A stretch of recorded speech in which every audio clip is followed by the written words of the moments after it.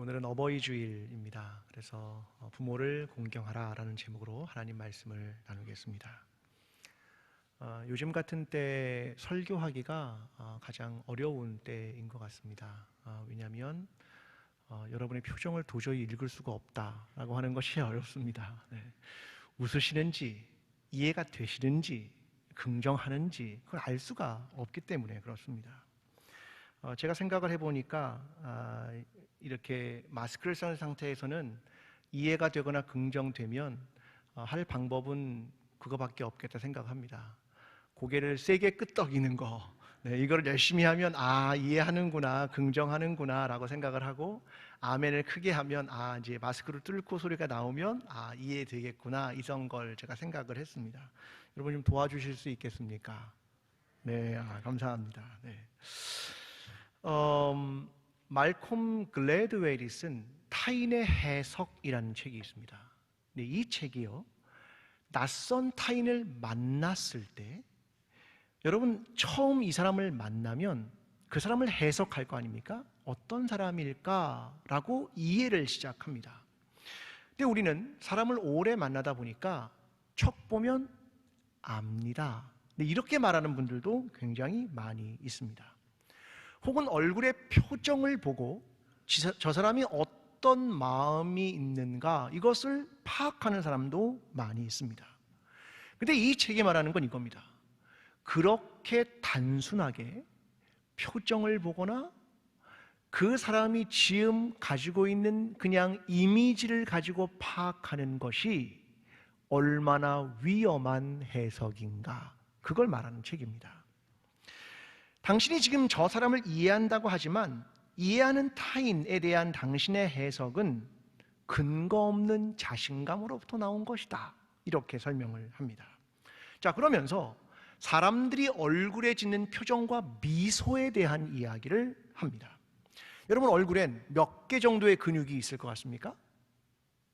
얼굴이 웃는데 이 얼굴의 근육이 몇 개 정도 될 것 같습니까? 43개가 있답니다. 여러분은 웃을 때마다 43개의 근육으로 웃고 있는 겁니다. 자, 그런데 두 가지의 미소를 말합니다. 첫 번째, 페남 미소라는 게 있답니다. 자, 페남 미소는 어떻게 짓는 거냐면 항공기에 승무원들이 짓는 미소가 저 페남 미소입니다. 어떻게 하는 거냐면 여기 있는 광대뼈를 통해서 입꼬리만 살짝 올리는 겁니다. 자, 해보십시오. 안 보이지만 해보십시오. 그리고 다른 데는 무표정이어야 합니다. 무표정. 여기는 근육을 쓰지 않습니다. 무표정이고 어떻게? 입꼬리만 살짝. 이게 페남 미소라고 합니다. 사람들은 누가 이 미소를 지으면 이렇게 여깁니다. 가짜 미소네 라고 생각을 한다는 겁니다. 그게 우리가 생각하는 것입니다. 크게 공들이지 않고 짓는 미소다, 그렇게 설명을 합니다. 자, 두 번째 미소가 있습니다. 뒤센 미소라고 합니다. 자, 저 미소는 조금 앞에와 다르죠. 어떻게 하냐면 사람들은 저걸 진짜 미소라고 생각합니다. 뺨을 올리는 거고요, 우리가 별로 안 좋아하지만 눈가에 주름을 짓게 하는 겁니다. 이렇게 웃는 거죠. 여기에 주름도 지고 뺨도 올라가고 저렇게 웃는 거를 뒤센 미소, 이렇게 말합니다. 여러분, 어떤 게 진짜고 어떤 게 가짜일까 생각해 보는 거죠. 여러분, 저런 미소를 지은 사람이면 내 내면도 웃고 있을까요? 저런 미소를 만나면 그냥 나를 좋아하는 것일까요? 그렇지 않다, 그 말입니다. 그러니까 뭘 말하고 싶은 거냐면 사람의 내면은 얼굴의 표정으로 다 알 수 없습니다. 내가 저 사람에 대한 이미지를 그렇게 쉽게 이해할 수 있지 않습니다. 그걸 말하는 책이 타인의 해석이라는 저 책입니다. 여러분, 타인을 해석하는 건 어렵습니다. 심지어는 내 가족도 마찬가지입니다. 자녀가 부모님을 다 이해할 수 있습니까? 그러면 부모는 자녀를 다 이해할 수 있습니까? 아니요, 그렇지 않습니다. 어렵다, 그 말입니다. 자, 오늘은 제가 말씀을 통해서 르호보암이라는 사람이 자기의 아버지인 솔로몬을 어떻게 이해했는가, 그 이야기를 여러분과 함께 나누고 싶은 겁니다. 솔로몬의 아들인 르호보암이 왕이 되었습니다. 자, 왕이 되자마자 여로보암과 백성들이 르호보암 왕을 찾아갑니다. 그래서 하나의 질문을 합니다. 당신의 아버지 솔로몬이 우리에게 멍에를 무겁게 했습니다. 이걸 좀 가볍게 해주십시오 라고 질문을 합니다. 그랬더니 르호보암 왕이 3일 후에 와라 이렇게 얘기를 하고 돌려보냅니다. 그리고는 두 개의 그룹의 사람에게 물어봅니다. 첫 번째 그룹은 노인들입니다. 아버지 솔로몬 옆에서 보좌했던 그 노인들에게 묻습니다. 그랬더니 노인들이 이렇게 대답합니다. 왕은 이 백성을 섬기는 자가 되십시오. 저들에게 좋은 말을 해주십시오. 이렇게 이야기를 합니다. 이번에 르호보암 왕은 자기와 함께 자란 젊은 소년들에게 물었습니다. 그랬더니 그들은 이렇게 말합니다. 이렇게 대답하십시오. 내 새끼손가락이 당신들 허리보다 굵습니다. 아버지는 멍에를 메웠지만 난 더 큰 멍에를 메울 겁니다. 그렇게 말하라고 조언합니다. 르호보암은 노인의 충고를 버리고 어린 사람들의 조언과 자문을 듣습니다. 나라가 결국 분열하게 되었다. 이게 오늘 본문 전체의 이야기입니다. 저는 이 이야기 속에 단순하게 여러분 이렇게 이해하면 안 됩니다. 그러니까 노인들의 이야기는 들어야 하고 나이 많은 어르신들 얘기를 들어야 하고 젊은 사람 얘기는 틀렸어, 이렇게 단순하게 이해하면 안 됩니다. 이걸 솔로몬과 르호보암 사이의 관계에서 이해해 보려고 하는 겁니다. 왜냐하면 인간이란 단순하지 않기 때문입니다. 파크 팔머라고 하는 기독교 교육학자가 이런 얘기를 합니다. 우리가 학생들을 만날 때 선생님들이 가지고 있는 오류입니다. 우리가 가르치는 학생들이 실제보다 더 크고 복잡하다는 걸 잊지 말아라. 자, 이 말은 뭐냐면 학생을 선생님이 만났는데 이 학생을 보이는 그대로 실제로 이해하지 말라는 겁니다. 왜요? 그 아이 하나에게는 그 뒤에 어떤 가정이 있는지, 그의 양육자는 어떤 태도를 보였는지, 경제적 상황은 어땠는지, 그의 경험은 어땠는지에 대한 복잡한 것이 이 한 사람이라는 학생 안에 있다는 걸 잊지 마십시오, 그 말입니다. 그런데 한 사람도 그렇게 복잡한데 사람과 사람이 만나는 인간관계란 얼마나 복잡할까요?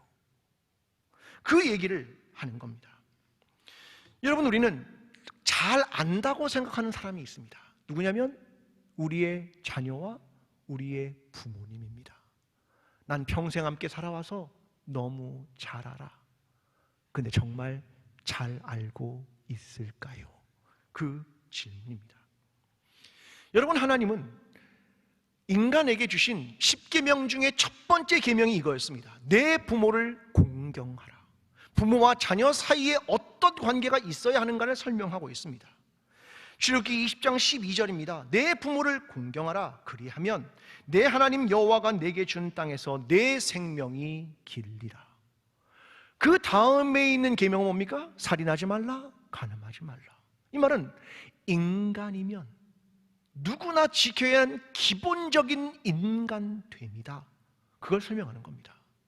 인간이면 누구나 지켜야 하는 도덕과 윤리야, 이게 하나님의 법이야, 그러고 설명을 하시는 겁니다. 여러분, 왜 하나님은 왜 부모를 공경하라고 말씀하실까요? 이유는 부모님은 우리의 뿌리이며 근원이기 때문에 그런 겁니다. 여러분, 르호보암이 왕이 됐습니다. 그가 능력이 있어서요? 아니면 대단한 무슨 노력을 해서요? 아니요, 그렇지 않습니다. 열왕기상 11장 43절에 이렇게 말합니다. 솔로몬이 그의 조상들과 함께 잠에 그의 아버지 다윗의 성읍에 장사되고 그의 아들 르호보암이 대신 왕이 되니라. 르호보암이 왕이 된 이유는 하나입니다. 솔로몬의 아들이기 때문입니다. 그가 왕이 된 이유가 그거밖에 없습니다. 여러분, 중요한 건 뭐냐면 내 부모님은 누구냐? 내 뿌리며 근원이라는 겁니다. 요한일서 2장 14절은 말합니다. 아이들아, 내가 너희에게 쓴 것은 너희가 아버지를 알았으며, 너희가 신앙을 처음 가졌던 아이라고 한다면 너희가 누구를 알아야 되냐면 아버지를 알아야 해. 하나님이 누구신가 알아야 해. 그 이야기를 전해주는 겁니다. 왜요? 우리의 부모님이 근원이고 하나님이 근원이시기 때문이다. 그렇게 말합니다. 여러분, 성경에는 수많은 족보들이 등장합니다. 그런데 그 최초의 꼭지점에 대한 설명을 하고 있는 족보가 등장합니다. 자, 역대상 1장은 그 족보를 이렇게 출발시킵니다. 아담, 셋, 에노스, 게난, 말랄렐, 야렛, 에녹, 무드셀라, 라멕. 그 최초에 누가 있다? 아담이 있습니다. 그 얘기를 하는 겁니다. 그런데 이거보다 더 위를 설명하는 것이 누가복음 3장에 있는 족보입니다. 38절은 이렇게 설명합니다. 그 위는 에노스요, 그 위는 셋이요, 그 위는 아담이요, 그 위는 하나님이시니라. 그 위에 누가 있느냐? 그 뿌리와 근원이 누구냐? 하나님이다. 그렇게 설명하는 겁니다. 여러분, 부모를 공경하는 것은 이것과 맞닿아 있는 겁니다. 너의 근원과 너의 뿌리가 누군지를 알고 있어야 한다. 너는 그를 아느냐?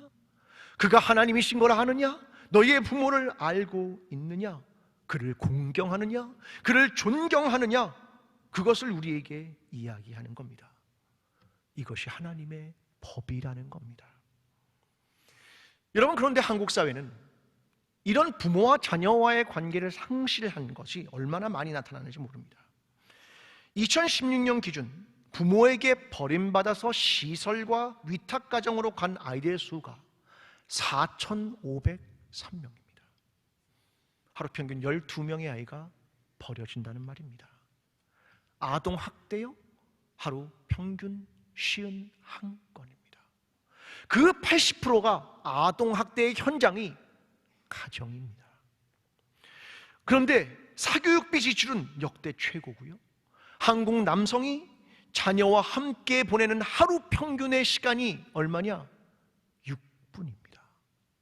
놀랍지 않습니까? 여러분, 통계청이 발표한 한국인의 삶의 질 종합지수에서 지난 10년간 다 발전했는데 유일하게 후퇴한 하나의 항목이 있습니다. 그게 뭐냐면 가족 공동체 영역입니다. 이게 우리나라 사회에서 가장 후퇴한 영역, 유일한 영역입니다.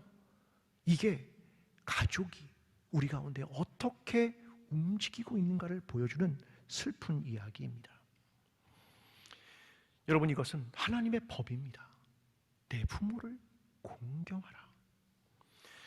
저는 제 부모님을 떠올리는 순간이 아마 제일 많은 게 있다면 장례식장일 것 같습니다. 부모님이 돌아가신 그 장례식장에서 저도 제 부모님을 제일 많이 떠올리게 됩니다. 한 장례식장에서 제가 한 설교의 내용을 조금 읽어보겠습니다. 제가 제 부모님을 생각하면서 썼던 설교입니다.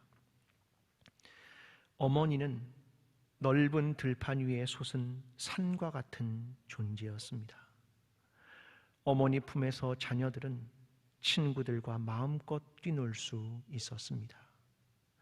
그 산이 있었기에 쉼이라는 호흡을 얻게 되었습니다. 그 산이 있었기에 세상에 평화가 있다는 것을 알았습니다. 어머니, 감사합니다. 우리 어머니가 되어주셔서 감사합니다. 어머니는 우리에게 준 하나님의 선물이었습니다. 어머니 덕분에 내가 흔들리지 않고 여기까지 올 수 있었습니다. 감사합니다. 오늘 어머님은 우리가 어떻게 평생을 나의 사랑하는 가족을 위해 희생과 배려로 살아가야 할지를, 그리고 흔들리는 사람에게 흔들림 없는 삶과 묵직한 무게로 버텨주는 삶을 살아야 할지를 가르쳐주고 계십니다. 여러분, 이게 제가 생각하는 내 어머니, 내 부모님이었습니다. 여러분, 부모님을 공경해야 하는 이유는 이것입니다. 우리의 뿌리이고 우리의 근원이고 우리를 지탱하는 힘이었고 세상의 평화와 사랑과 희생이 무엇인가를 가르쳐준 분이기 때문입니다. 오늘 저와 여러분의 삶이 우리의 부모님을 공경하며 하나님의 명령에 순종하며 살아가는 저와 여러분의 삶이 되기를 간절히 기도합니다. 이제 르호보암 왕이 된 직후에 여로보암과 백성들이 찾아옵니다. 4절입니다. 왕의 아버지가 우리의 멍에를 무겁게 하였으나 왕은 이제 왕의 아버지가 우리에게 시킨 고역과 매운 무거운 멍에를 가볍게 하소서. 그리하시면 우리가 왕을 섬기겠나이다. 새로운 왕이 된 르호보암에게 전환을 요청하는 겁니다. 솔로몬 당신의 아버지가 우리에게 멍에를 지었습니다. 우리는 이해가 됩니다. 왜요? 솔로몬은 2개의 커다란 건축을 했죠. 첫 번째는 성전, 두 번째는 왕궁입니다. 성전을 위해 7년, 왕궁을 위해 13년, 자그마치 20년을 건축했습니다. 그게 솔로몬에겐 치적이었겠지만 백성들에겐 고역이지 않았겠습니까? 이걸 이제 전환시켜달라고 요청하는 겁니다. 그런데 5절에 이렇게 말합니다. 르호보암이 대답하되 갔다가 3일 후에 다시 내게로 오라 하매 백성이 가니라. 3일 후에 와라. 아마 처음으로 왕이 된 르호보암에게는 처음 겪는 가장 어려운 질문이 아닐까 생각합니다. 르호보암의 나이가 몇 살이냐면 41살입니다. 그가 왕이 된 다음에 고뇌가 시작된 것입니다. 여러분, 그런데 르호보암의 후반기에 한 사건을 성경이 기록합니다. 그걸 알 필요가 있습니다. 자, 그가 강성해진 이후에 일어난 일입니다. 열왕기상 14장 28절에 이렇게 말합니다. 왕이 여호와의 성전에 들어갈 때마다 시위하는 자가 그 방패를 들고 갔다가 시위소로 도로 가져갔더라. 자, 이 말이 무슨 말이냐면 애굽왕 시삭이 유다를 쳐들어옵니다. 그리고 왕궁에 있는 보물과 성전에 있는 보물들을 다 훔쳐갑니다. 그때 사용했던 금 방패가 있었는데 이걸 훔쳐가 버립니다. 그 르호보암이 이것을 노스로 대신 만들어 가지고 자기가 성전에 갈 때마다 시위하는 군사가 그걸 가지고 와서 시위하고 도로 갖다 놓게 했다. 그 말을 기록한 겁니다. 왜요? 왜 시위하는 군사가 그걸 갖다가 보호하고 도로 갖다 놨을까? 그겁니다.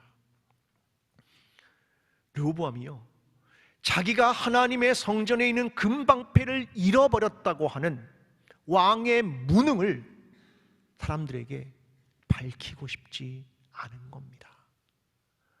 내가 왕인데 난 능력이 있어, 이걸 드러내고 싶었던 겁니다. 그리고 나는 하나님을 섬기고 있어, 이걸 드러내고 싶었던 겁니다. 그래서 노수로 된 방패를 들고 갔다가 들고 오게 했던 겁니다. 자기를 포장한 겁니다. 왕으로서의 역할을 연기하고 있는 겁니다. 여러분, 여호와의 성전에서 해야 될 건 뭡니까? 하나님을 예배하는 거 아닙니까? 그런데 거기서 예배하는 척, 왕인 척, 능력 있는 척, 그거 한 겁니다.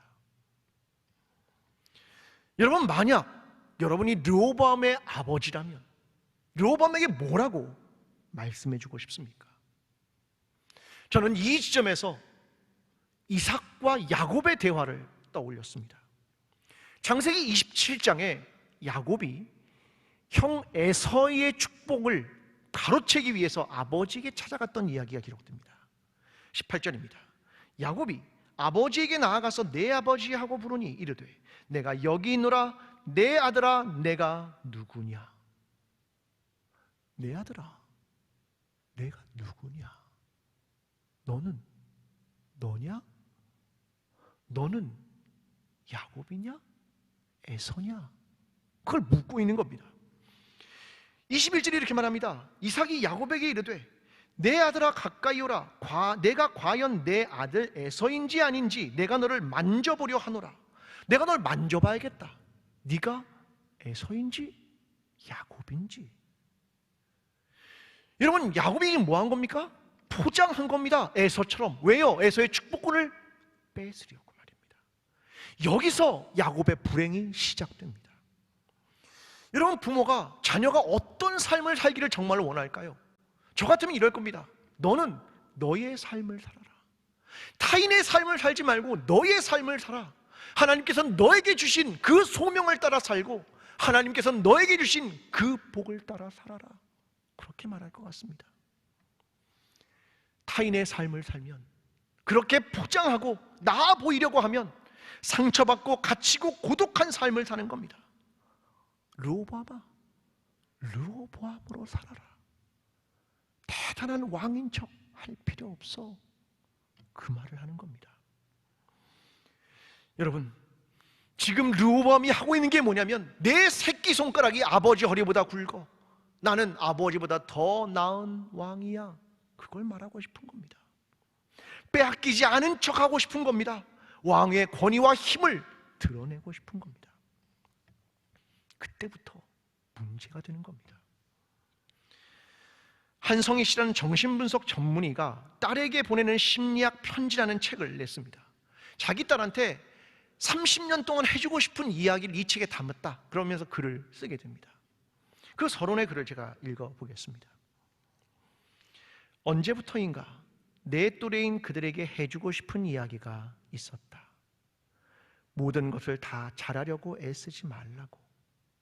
지금 불안하다면 인생을 잘 살고 있다는 증거이니 걱정하지 말라고. 너는 누가 뭐래도 내게는 가장 소중한 사람이다. 그 말은 곧 내가 어떤 선택을 하건 그 결과가 어떻건 간에 상관없이 나는 너를 지지한다는 뜻이다. 그러니 지금까지 내가 그랬듯이 두려워하지 말고 앞으로 나아가렴. 해보고 안 되면 뭐 어떠니? 까짓것 쉬어가면 그만이다. 실수투성이이고 부족하지만 재미있게 살고자 했던 엄마의 인생을 보며 힘을 내거라. 우리 딸, 그리고 세상의 모든 딸들아, 화이팅이다. 늘 너를 아끼고 지지하는 엄마가. 어떻습니까? 대단하죠? 야, 불안하니? 그럼 잘 살고 있다는 뜻이야. 해보고 안 되니? 까짓거 쉬면 되지. 그렇게 부담스러워할 것 없어. 엄마도 실수투성이었어. 그런데 여기까지 왔잖아. 너도 그렇게 할 수 있어. 난 널 지지해. 그 이야기를 해주는 겁니다. 여러분, 솔로몬이 아들인 르호보암에게 어떤 말을 했을 것 같습니까? 잠언서가 그걸 기록합니다. 잠언서 2장은 이렇게 말합니다. 내 아들아, 내가 만일 나의 말을 받으며 나의 계명을 네게 간직하여 내 귀를 지혜에 기울이며 내 마음을 명철에 두며 지식을 불러 구하며 명철을 얻으려고 소리를 높이며 은을 구하는 것 같이 그것을 구하며 감추어진 보배를 찾는 것 같이 그것을 찾으면 여호와 경외하기를 깨달으며 하나님을 알게 되리니. 내 아들아, 지혜를 찾아라. 내가 너에게 전하고 싶은 건 네가 지혜를 찾아가는 그 과정을 가는 거야. 그러면 그 끝에 알게 될 것이 있어. 하나님을 경외하는 것. 하나님이 누군가를 알게 될 거야. 이것이 솔로몬이 아들에게 남긴 지혜 문서입니다. 오늘 살아가는 부모님들, 어려움을 당한 직면한 자녀들에게 무엇을 전해주고 싶으십니까? 하나님을 경외해라. 그리고 너는 진실하게 살아가라. 그것을 우리의 자녀들에게 가르치고 전해주는 이 땅의 모든 부모님들이 되는 저와 여러분의 삶이 되기를 간절히 기도합니다. 자, 이제 대답을 해야 하는 르호보암은 두 부류의 사람의 의견을 들었습니다. 첫 번째는 나이가 많은 노인들입니다. 솔로몬의 생전에 그 앞에 모였던 그 사람들입니다. 자, 그들의 대답은 7절에 나옵니다. 대답하여 이르되 왕이 만일 오늘 이 백성을 섬기는 자가 되어 그들을 섬기고 좋은 말로 대답하여 이르시면 그들이 영원히 왕의 종이 되리이다. 왕은 섬기는 자가 되어 주십시오. 좋은 말로 대답해 주십시오. 그들의 말을 들어 주십시오. 그들이 그동안 고생했습니다. 그 이야기를 하는 겁니다. 그런데 반대편에 그와 함께 자랐던 소년들, 사실은 소년이 아닙니다. 왜요? 40대거든요. 그런데 글을 쓰는 사람이 얘기하는 겁니다. 성숙도와 판단력이 떨어지기 때문에 소년이라고 표현한 겁니다. 그들의 대답은 이거였습니다. 왕은 대답하기를 내 새끼손가락이 내 아버지의 허리보다 굵으니 내 아버지께서 너희에게 무거운 멍에를 매게 하였으나 이제 나는 너희의 멍에를 더욱 무겁게 할지라. 내 아버지는 채찍으로 너희를 징계했으나 나는 전갈 채찍으로 너희를 징계하리라 하소서. 여기서 새끼손가락은 나이의 작은 것이라는 게 원어적 표현입니다. 근데 아버지의 허리하고 비교하려니까 새끼손가락이라고 번역한 내용입니다. 또 전갈이란 당시의 채찍을 가리키는 말 중에 하나였습니다. 자, 그런데 문제는 이들이 말하는 건 아버지와 아들을 비교해서 아버지보다 아들이 더 낫고 높아 힘이 있어, 이것을 드러내는 말을 하라고 한 겁니다. 르호보암의 교만을 부추기는 겁니다. 여기는 계속 대비되는 단어가 등장합니다. 노인과 소년, 충고와 자문, 좋은 말과 징계, 계속 비교를 하고 있습니다. 그런데 중요한 단어는 전 이거라고 생각합니다. 6절에 그의 아버지 솔로몬의 생전에 그 앞에 모셨던 노인들이라. 솔로몬을 잘 알고 있었던 노인이다, 그 말입니다. 여러분, 둘 다 솔로몬을 알았겠죠? 두 그룹 다 알았을 겁니다. 그런데 노인들이 말하는 건 뭐냐면 솔로몬의 처음 가졌던 마음입니다. 소년들은요, 결과, 공적, 그걸 생각한 겁니다. 여러분, 성서를 읽는 독자인 우리도 솔로몬을 잘 알고 있습니다. 초기의 솔로몬은 어떤 솔로몬입니까? 기브온 산당에 가서 1000번제를 드리면서 하나님이 그에게 말합니다. 내가 내게 무엇을 줄고 너는 구하라. 그때 솔로몬의 대답이 이거였습니다. 열왕기상 3장 8절. 그들은 수요가 많아서 셀 수도 없고 기록할 수도 없사오니 누가 주의 이 많은 백성을 재판할 수 있사오리까? 듣는 마음을 종에게 주사 주의 백성을 재판하여 선악을 분별하게 하옵소서. 솔로몬의 생각은 이거였습니다. 이 백성, 난 이 백성을 생각합니다. 나에게 듣는 마음과 선악을 분별할 지혜를 주십시오. 이것이 초기의 솔로몬이었습니다. 그런데 후기는요, 다릅니다. 부를 축적하고 국제관계에서 승승장구하고 20년간 건축을 합니다. 그리고 결국 타락해서 수많은 여자를 가까이 하고 이방의 종교를 가까이 합니다. 그에 대한 평가가 열왕기상 11장 33절에 이렇게 말합니다. 이는 그들이 나를 버리고 시돈 사람의 여신 아스타롯과 모압의 신 그모스와 암몬 자손의 신 밀곰을 경배하며 그의 아버지 다윗이 행함같이 아니하여 내 길로 행하지 아니하며 나보기에 정직한 일과 내 법도와 내 율례를 행하지 아니함이니라. 누구요? 솔로몬 얘기입니다. 그가 아버지의 길, 다윗의 길을 가지 않았다. 우상을 섬겼고 나를 버렸다. 그 얘기를 평가로 기록해 놓은 겁니다. 르호보암의 아버지 솔로몬은요, 사실 제대로 살지 못했습니다. 우푹지푹한 삶, 하나님을 따르다가 하나님을 떠난 삶, 겸손했지만 후에는 부와 명예로 다른 길을 가는 삶을 살았습니다. 어쩌면 그건 인간의 삶입니다. 인간의 삶이란 다르지 않습니다. 아니, 그런데 어쩌면 그거는 부모의 삶입니다. 부모도 다 그렇지 않습니다. 부모도 고뇌하고 부모도 실수하고 부모도 넘어지고 부모도 인생의 정답을 알지 못하고 부모도 좋은 모델이 다 되어주진 못합니다. 그것이 사실입니다. 그런데 부모가 바라는 것이 있습니다. 자녀가 바른 선택을 하기를, 나를 보고 내가 잘 선택하고 잘 갔던 길은 따라와 주기를, 내가 잘못된 길로 실수하고 넘어진 일은 자녀는 그렇지 않기를, 그렇게 바라는 것이 부모의 마음 아니겠습니까? 자녀들이 인생에 바른 선택을 하고 바른 길을 걸어가는 것, 그것 아니겠습니까? 저는 부모님께 공경하는 일, 효도하는 일이란 자녀가 자녀의 삶에서 바른 선택을 해가는 것이라는 걸 생각합니다. 부모가 원하는 것은 바로 그런 것이 아니겠습니까? 너는 하나님에 대한 신앙을 잊지 마라. 너는 바른 가치관과 세계관으로 바른 인간으로 살아가라. 그것이 부모가 원하는 것, 그것이 부모가 공경받았다고 생각하는 것은 아니겠습니까?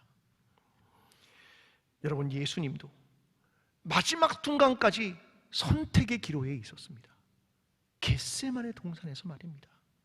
거기서 몸부림쳤습니다. 이렇게 기도합니다. 내 아버지여, 만일 할만하시거든 이 잔을 내게서 지나가게 하옵소서. 그러나 나의 원대로 마시옵고 아버지의 원대로 하옵소서. 우리의 인생에 수많은 선택을 해야 하는 고뇌의 현장에서 몸부림치며 자신의 뜻이 아니라 그러나 하나님의 뜻, 아버지의 뜻을 구합니다. 그것이 인류를 구원하게 된 것입니다. 오늘 부모님을 공경한다는 것은 무엇일까? 우리의 인생에서 바른 선택을 하고 바른 삶을 살아가고 하나님을 공경하고 하나님의 뜻이 무엇인가를 분별하고 진실한 마음으로 하나님의 소명과 하나님의 뜻을 따라 살아가는 것이 아니겠습니까?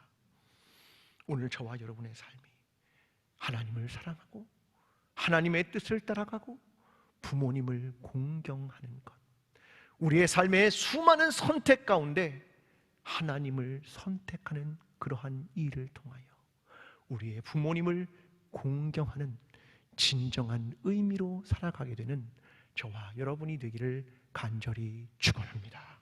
기도하겠습니다. 사랑하는 하나님 아버지, 사랑하는 부모님을 선물로 주셔서 감사합니다. 부모님을 통해 인생이 무엇인 줄 알게 되었고 신앙이 무엇인지 알게 되었습니다. 이제 우리는 매일의 삶이 선택의 갈림길에 있습니다. 하나님, 그곳에서 부모님을 공경하는 것이 무엇인지를 기억하며 하나님의 거룩한 소명과 하나님의 뜻을 따라 살아가는 하나님의 사람들이 되게 도와주시옵소서. 예수 그리스도의 이름으로 기도합니다. 아멘. 사랑하는 광주제일교회 성도 여러분, 내 부모를 공경하라는 것은 하나님의 명령입니다. 부모님은 우리의 삶을 이 땅에 있게 한 분이기 때문입니다. 부모님을 공경하십시오. 또한 하나님께서 우리를 이 땅에 부르신 소명대로 살아가십시오. 그리고 삶에서 주어지는 수많은 선택의 순간마다 하나님의 뜻을 분별하여 살아가므로 하나님께서 이 땅에 오게 하신 이유를 기억하며 살아가는 그리스도인이 되십시오. 주님이 우리와 함께 하실 것입니다. 이제는 우리를 위해 십자가를 선택하며 길을 걸어가신 예수 그리스도의 은혜와 우리에게 생명을 주신 하나님 아버지의 사랑과 오늘도 하나님의 소명을 따라 살아가도록 도우시는 성령님의 인도하심이 부모님을 공경하며 하나님의 소명과 뜻을 따라 바른 선택을 하며 살아가므로 진정한 공경으로 살아가기를 소원하는 모든 성도들의 삶과 가정 위에, 광주 제일교회 위에, 나라와 민족 위에 지금부터 영원까지 함께 하시기를 간절히 축원하옵나이다. 아멘.